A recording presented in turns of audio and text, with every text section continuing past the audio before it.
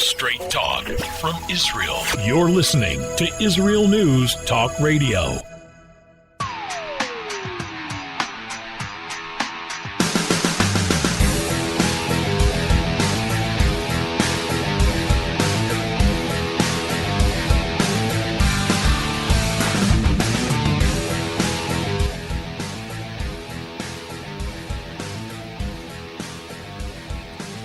Well, things have certainly changed in the Middle East since Obama took power, and then we had what was called the Arab Spring. For the Arabs, for many, it was more like an Arab winter, and many people were killed. Many had to run for their lives.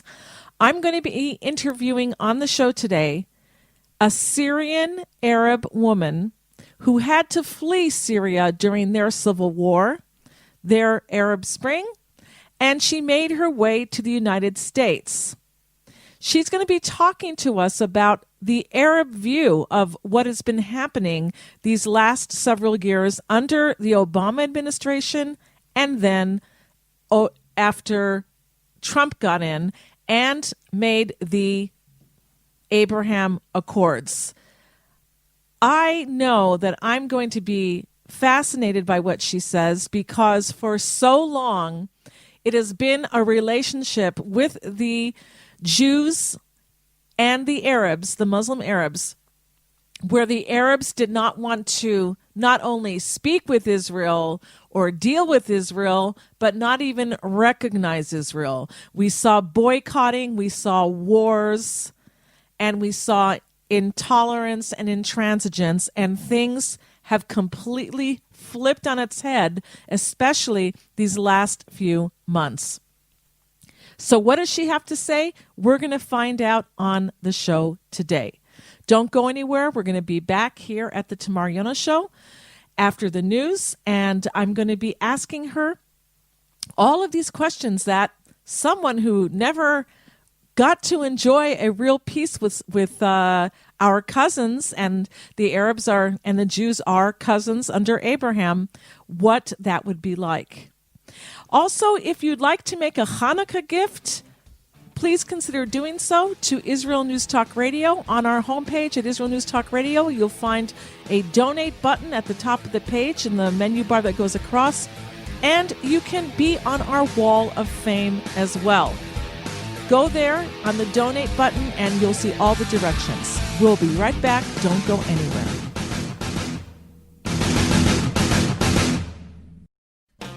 How did a nice Jewish girl from Delaware end up living in Israel? Shalom, I'm Natalie Sapinski. Join me on my show, Returning Home. Meet different people who have moved to Israel. Hear their personal stories, their highs, their lows, and everything in between. Each week, we talk to experts on immigration and the process of moving to Israel. Listen to Returning Home every Thursday, only on Israel News Talk Radio.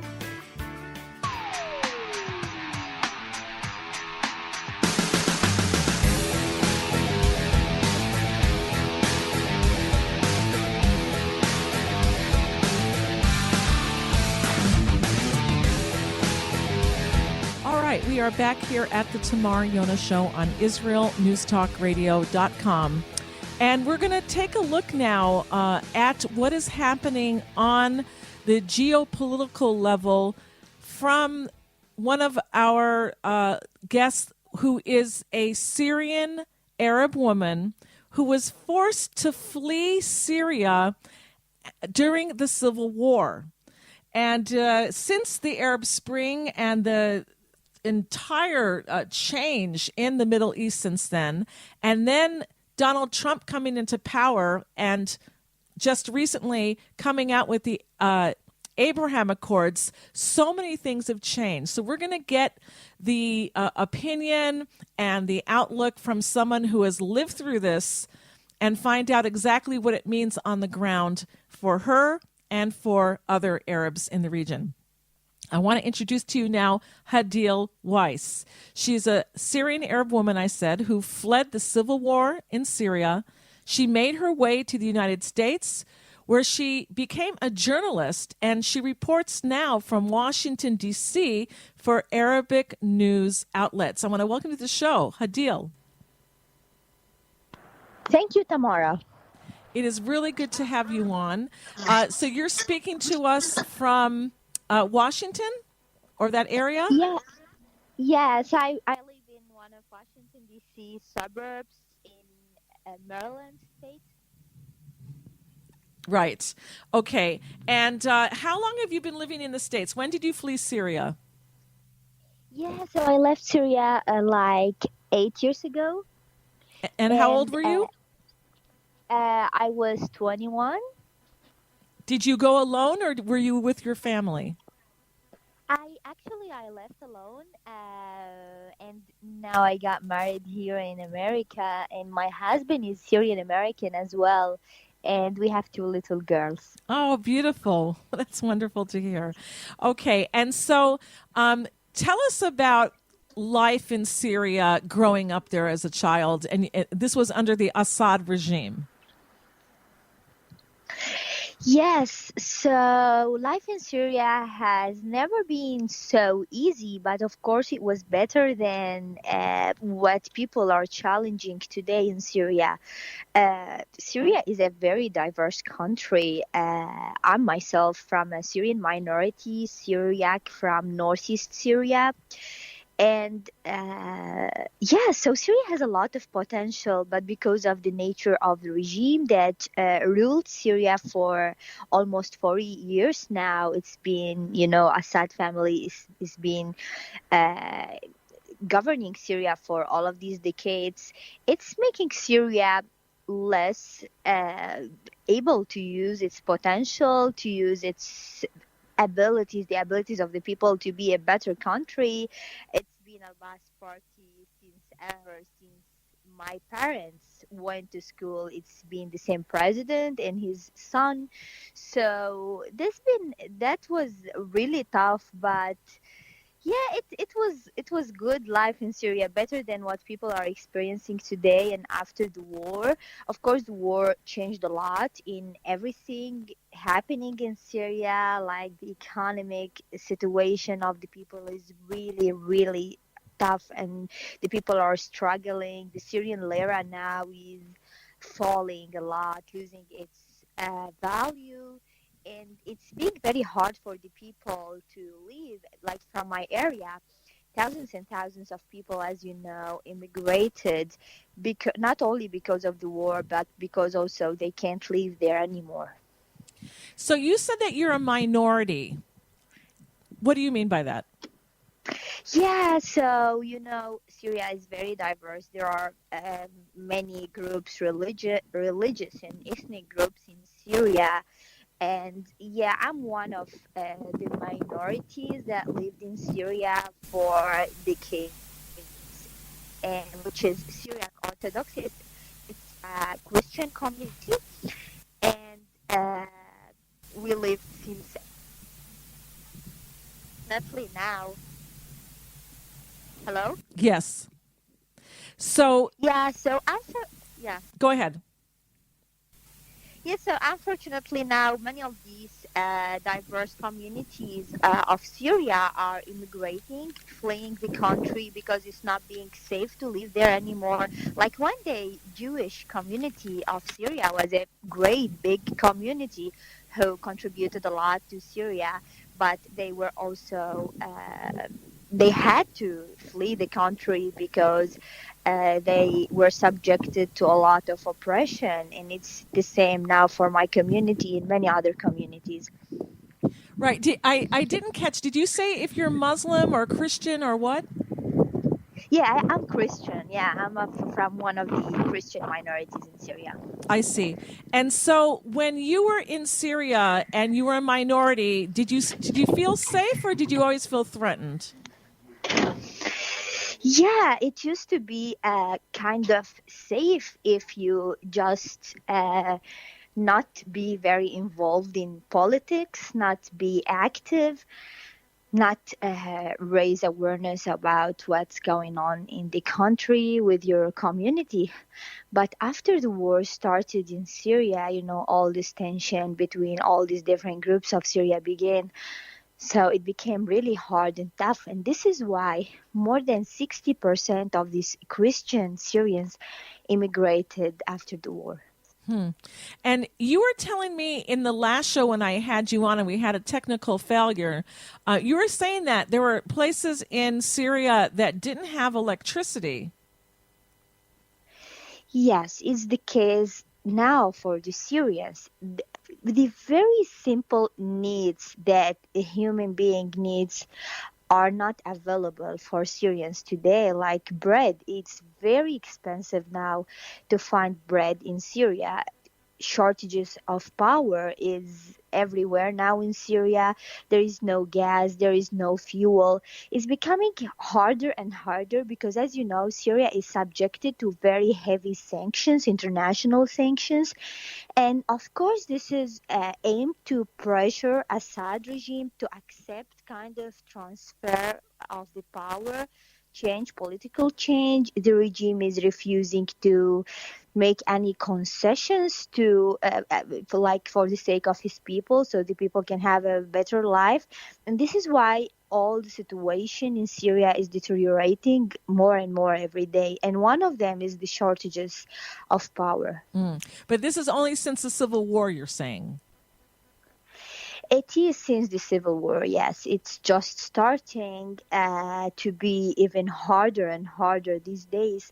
But as I said before, Syria has been always, if you compare it to the region, even if you compare it to Jordan, even if you compare it to Lebanon, even if you compare it to the Arab Gulf states, it lacked a lot of things that was happening in the area. And one of the most important reasons for that, the nature of the regime, Assad regime, who ruled Syria for years and years, because this regime played a big role in isolating Syria, isolating the country. Actually, Syrian people are known to have a lot of skills, to do a lot of initiatives, but it was never easy for the Syrians to develop these skills, to employ these skills to have a better country, to improve their country, because Syria has been very isolated. Our regime was always in alliance with regimes like the Iranian regime, supported and hosted Hamas. And this was not a popular thing, not only if Syria wanted to have relation with the West and the United States, but also it was not a welcoming thing for other Arab countries like the Gulf countries. So Syria has been always isolated. And this was reflected to the quality of life for the Syrians. And also Russia. It was allies with Russia. It had a lot of Russian involvement in it. But let me ask you this. When your father when your country had their quote unquote elections, even though the Assad family was always elected, did your father support Assad? Yeah, so my father hated Assad since ever, and he opposed this regime, and he never supported Assad or elected him. Although many people support Assad in Syria, I wouldn't say the majority, but that was for my family, and maybe the orientation of my father, who was very educated and who knew that Syria deserves better. I was very inspired by his positions against this regime and why this regime is not good for Syria. So as a family, we never supported Assad, and we never voted for him. And in Syria, we didn't have real elections. We never had real elections for the last 40 years. It was always Hafez al-Assad, the father of Bashar al-Assad. And then Bashar al-Assad came to power after the oldest son of Hafez passed away, and Bashar was chosen by his father, and it's never something that the Syrian people chose. Right. But did they have fake elections to give the people the idea that they really can vote, but it was really just fake? Yeah, it was just a show. ballot Yeah. where you choose yes or no for Bashar, and he was the only one on the ballot. And guess what? It was not only that you it's your choice to go and vote. It was very hard to not vote, because in many cases the secret police in Syria would ask you about something called your voting card, and if they see on your voting card... Hold it right there. We're going to get back. We have to take a break. Don't go anywhere.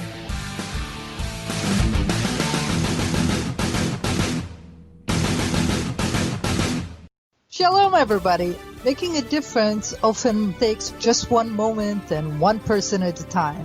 I am Orly Benny Davis, your show host on Israel News Talk Radios from Jerusalem with Love. You'll be hearing people talking about politics, religion, social issues, and making a better tomorrow. Join me, Orly Benny Davis, for God and Country. From Jerusalem with Love. Wednesdays on Israel News Talk Radio. Psalm 23, the Lord is my shepherd, I shall not want. Did you know this psalm and many others were composed by a Jewish shepherd and musician who later became a king? Would you like to know some of the inner meanings of psalms to help you connect with God and strengthen your soul? An exciting and easy-to-read book is now available which will help you do just that. Software for the Soul, Psalms for Everyone, available on Kindle, Audible, and Amazon.com. Software for the Soul.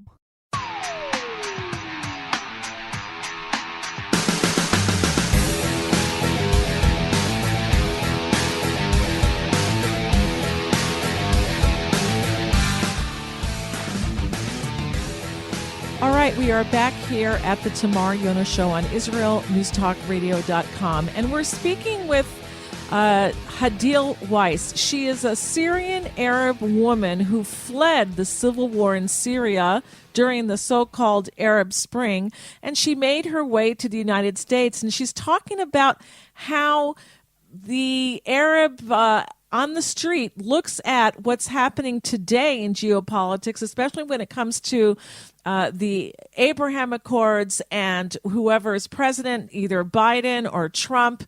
And we're going to find out all of these things. So, Hadil, in the last part of the last segment, I was asking you about voting there. And you were saying that the ballots were with the candidate of the Assad family, and that it was just a yes or no, and there was nobody running against them. So, yes. And then you mentioned the secret police. What did you mean by that?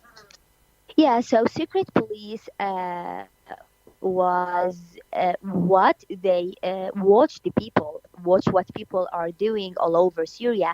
Many people would argue that Syria has one of the most brutal dictatorship in the Middle East.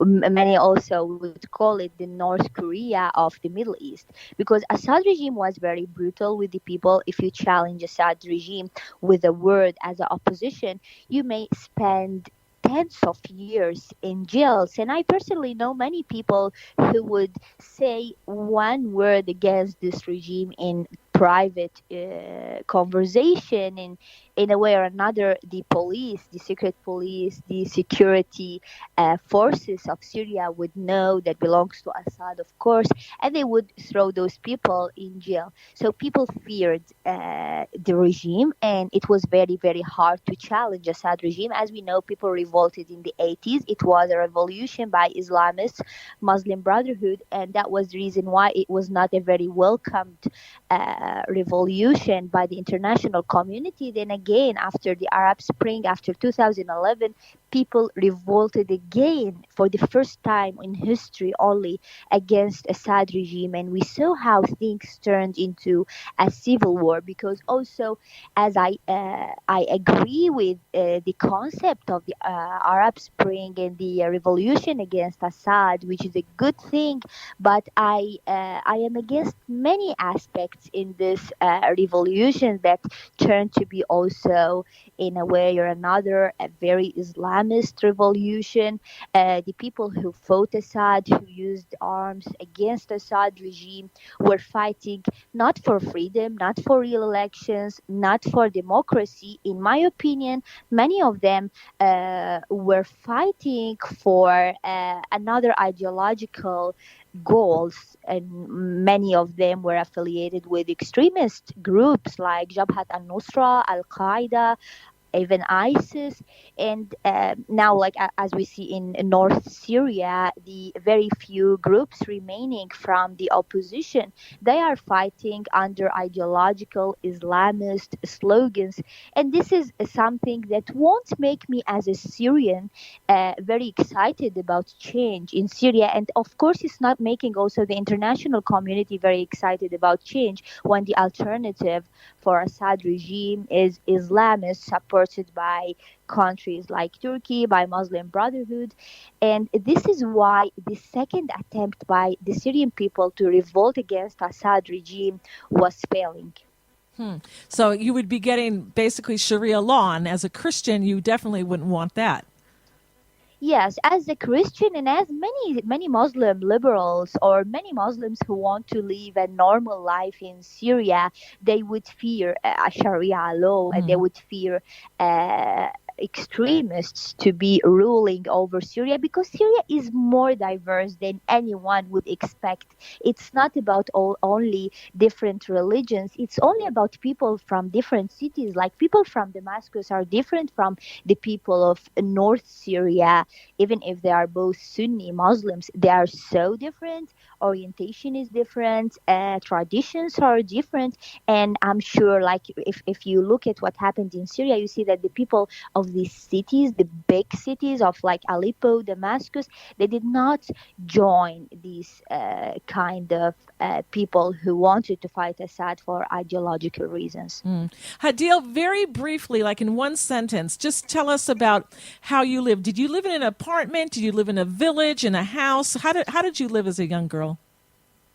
Yeah, as a young girl, I lived in a very nice neighborhood, in a large, beautiful apartment. I went to a private school that belonged to an evangelical church, and it was a nice life. My community was a happy one in Syria, and we enjoyed many happy days. We were able to celebrate our special occasions. It was, in general, a good life, but only if you don't oppose the regime and you don't involve in politics. And your father, just give us an idea. Was he a professional? What did he do for a living?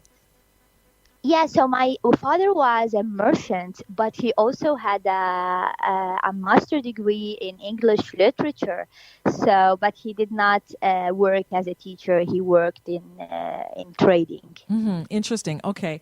And so when you were growing up, what did you hear about the Jews? Because the Syrians were always indoctrinated that everything was Israel's fault, the evil Israelis, the evil Jews. What did you hear?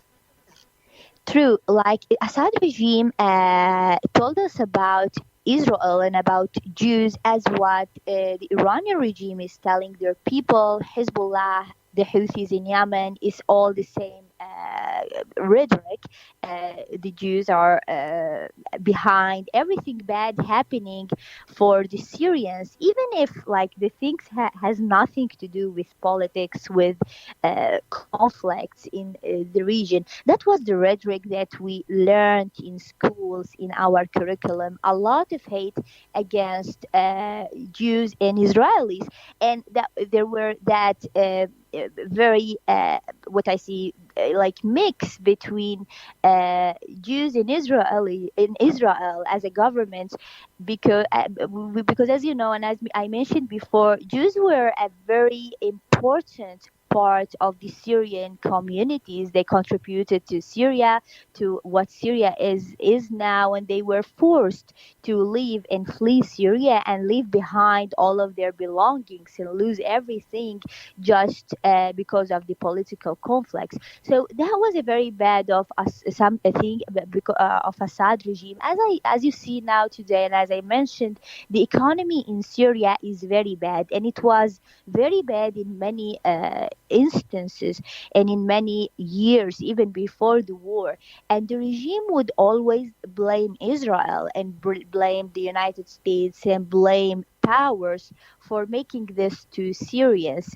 Anything happening, like Syria also, it has its own uh, inner conflicts. Like Syria, there is Shia, there is Sunni, and that was one of the reasons why the civil war is happening. So even when Syrians are fighting among each other, the regime will point out at Israel. This lie was very common and public in Syria, and also, let's say, popular. But after the war, after 2011, people of Syria saw brutality as they never saw from any other outer power, including Israel.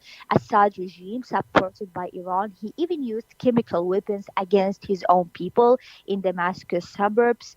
Assad regime jailed thousands and thousands of women and men and even children, tortured them. He used all bad means to go against his people who went against him. So people saw all kinds of brutality from this Syrian regime who always blamed Israel for everything. So this new idea about Israel started to become the new normal in Syria. People would ask themselves, who is killing us? Who is invading our cities? Who is jailing our people? It's not Israel. It's this regime who is blaming Israel, who has been blaming Israel for all his failings to just normalize his oppression. He would say, okay, let me oppress you, let me torture you, let me fight my own people because I'm in a fight with Israel. So people now, as they see someone is killing them, torturing them, oppressing them on daily basis, and they see who is this one, it's the Assad regime, they know that the enemy is not Israel. The enemy is the one that I see in front of my eyes, killing me and torturing me. And later it became even more popular when the enemies became more than just the Assad regime. Also, the radical Islamists who are like now in North Syria, supported by Turkey, they are torturing and killing Kurds. They are torturing and killing even other Arabs and Christians. Even those people, they know that the enemy is not Israel. So this was just an ideology, was a lie Hadil, spreaded by Assad regime. you were quoted in an article on Arut Sheva saying something about how this happened, that the idea that Israel was the enemy changed. Can you just read that quote that you said in the article there? Do you have it in front of you? Yes. So I was talking about the Syrian people who suffered from Assad regime, supported and backed by Iran, attacking their cities. I wrote, they never saw Israeli soldiers in Damascus, Aleppo, or Homs, but they saw Iranian militias with heavy weapons killing them. And this is true. People knew that their enemy is the one who is killing them. Like Israel never killed civilians in Syria. For decades, even from the generation of my father, they don't recall in their memories any direct conflict with Israel where Israel attempted to kill Syrian civilians. Okay, hold it right there because we have to go to another break. We're going to be right back.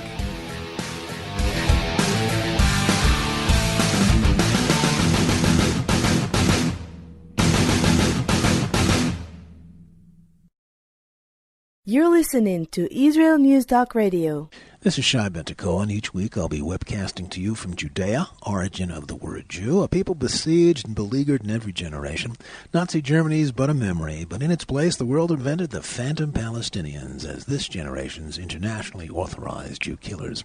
Tune in for a different slant on life in Israel, Phantom Nation, every Monday. Hi, I'm Rabbi David Aaron.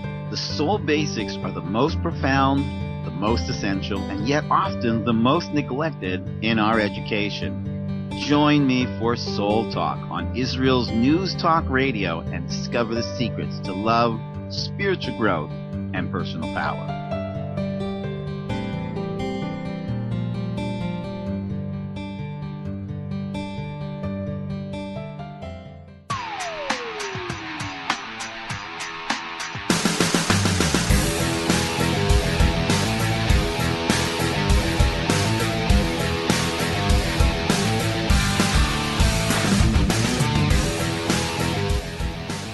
right, we're back here at the Tamar Yonah Show on IsraelNewsTalkRadio.com, and we're speaking with Hadil Weiss.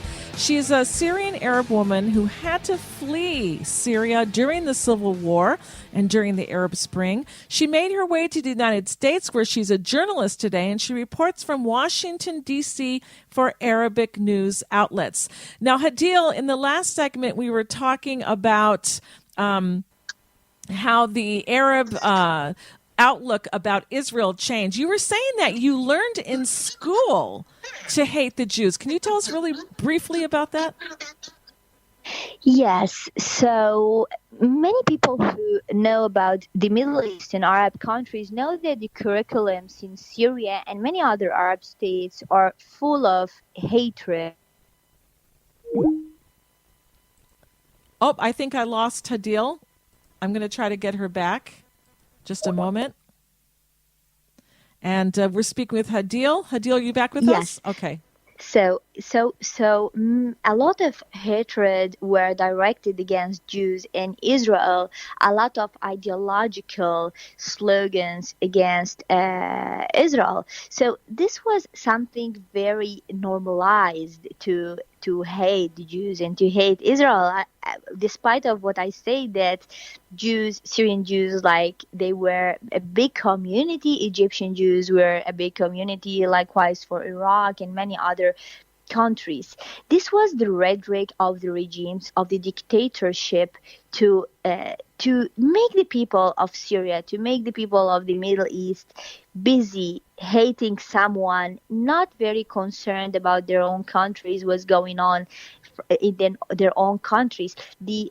Like Assad regime, someone like the Assad regime, whose their people suffered for years and years and years from poverty, from not using the potential of the Syrians, from being isolated by the international communities, wanted a big reason to give it to their people, to answer their questions on why we live in this oppression, why we live under this dictatorship, and the answer was always Israel. They told us that the Israelis are targeting us, Jews, like very, very unrealistic theories about Hadil, they don't want. I want to ask you so many questions. We have so little time, so I'm going to ask you just to keep it short to maybe one sentence answers if you can. But was this, when you learned about the Jew hatred in schools, was it in the textbooks or was it the teachers who talked to you in class about it? How did that work? Very briefly. Yeah, it was in textbooks. It was like the goal of the Jews is to eradicate the Arab states. And what class was that in? I mean, you're learning from a textbook. Was that a history book? Was it what? It was history books. It was even in reading books, like when they want to talk about a topic about politics, something like that, they would mention Israel, that it wants to the target of Israel and the goal of the Israel and the Jews is to eradicate the Arab states, to fight them forever. And this was very popular in even in very early stage, like in elementary school. Hadil, tell us how you escaped Syria. Yes, so in 2011, as I mentioned, I was a part of the opposition. I believe that Assad regime should not be there forever oppressing the people, and Syria should go out of its isolation. I was arrested in Syria in 2011 for speaking out against Assad regime, and when I was released from jail, I chose to flee Syria. I fled to Turkey and then to Europe. I lived in Geneva for a few months, and then I was lucky to get a visa to the United States and immigrate here to the United States. And thankfully, I'm a citizen now, American citizen. That's good to hear. And Hadil, when you were arrested and put in jail, did they mistreat you? Did they torture you? Did they do anything?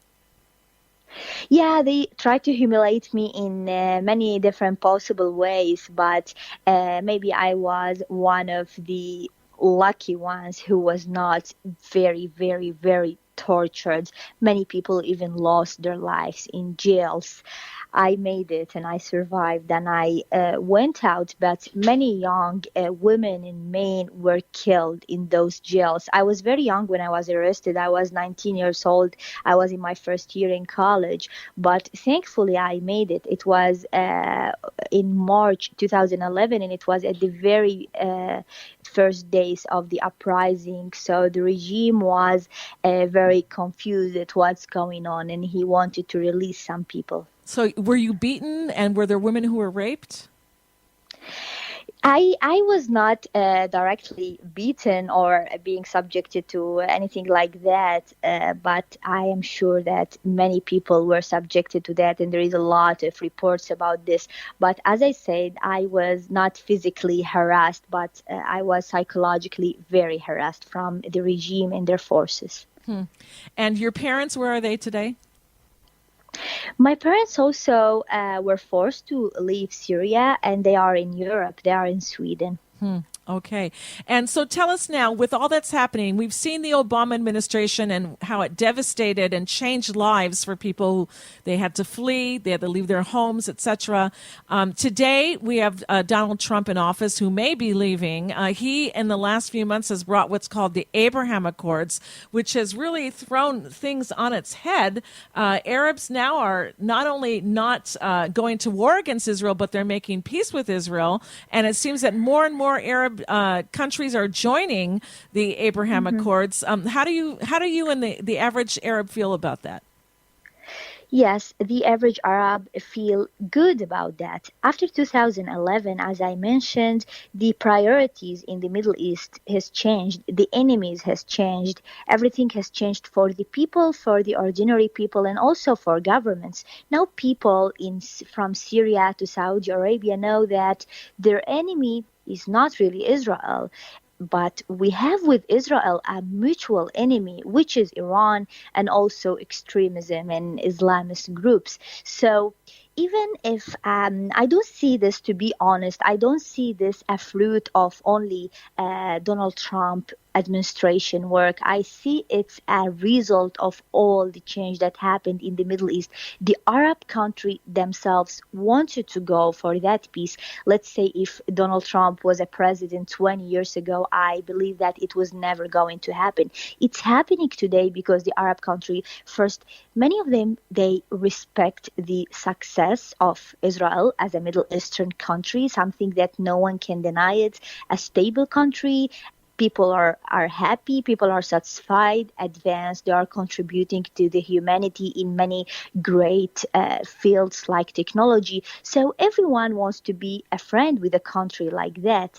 And also political dynamics changed in the region a lot. Now Iran is targeting Saudi Arabia by the Houthis next to Yemen, and on the same level how Hezbollah is trying to target Israel. So why everyone was asking why those countries are not cooperating, working together, especially that the results can be very positive economy-wise, security-wise, and on many other levels. So I think after the 2011, all the chaos that took place in the Middle East had many results. And one of these results is a realization among the Arab government and the Arab people that Israel is truly not our enemy. Israel is not targeting civilians.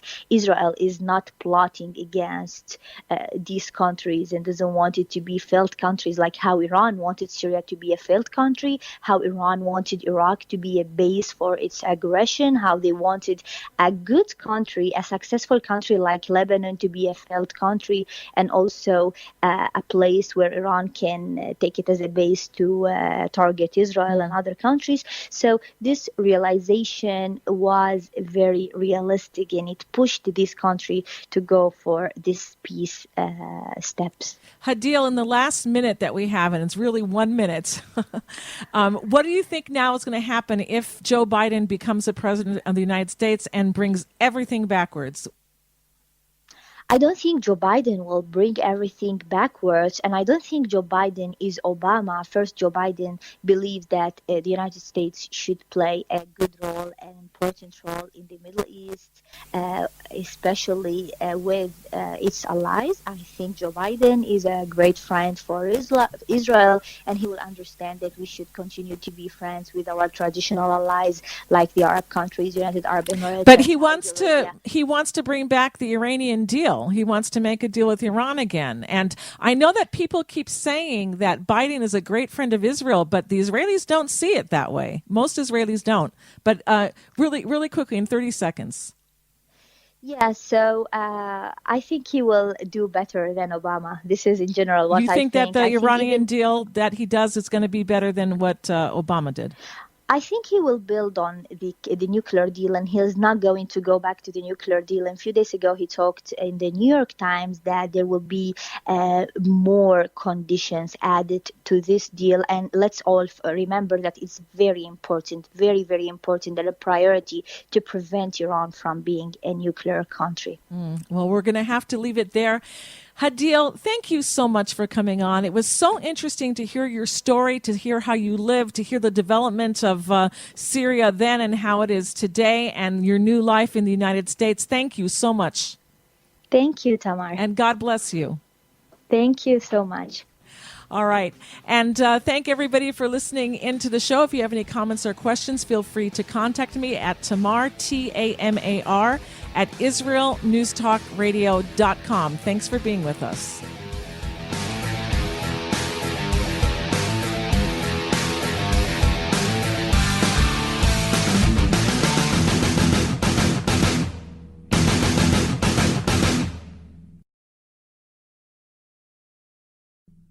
Israel News Talk Radio's chat room. Just click the orange button at the top of the IsraelNewsTalkRadio.home page, log in as yourself or an anonymous guest, and join in on the fun.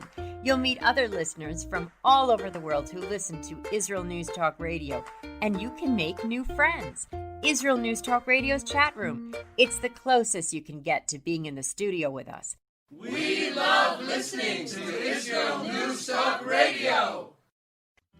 Where can you get the inside news on Israel? At Israel News Talk Radio, we're dedicated to sharing Israel's inside story with the world by providing our listeners with news on Israeli politics, current affairs, and Israeli Jewish culture.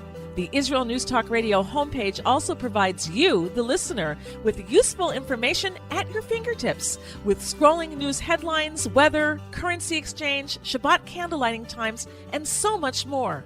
Our radio programming is always accessible and on demand. We operate absolutely free of charge for everyone, everywhere.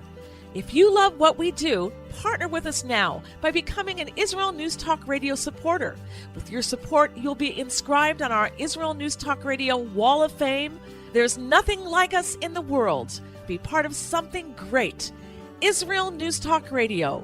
Straight talk from Israel. If you love Israel News Talk Radio, then you'll love our Facebook page. We keep you up to date on what's happening in Israel, plus little surprise treasures that we don't share on the radio. Go now to follow us on Facebook.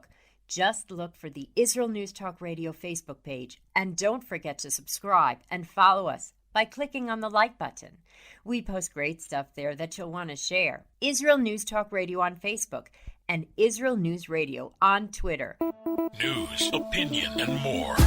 You're listening to Israel News Talk Radio.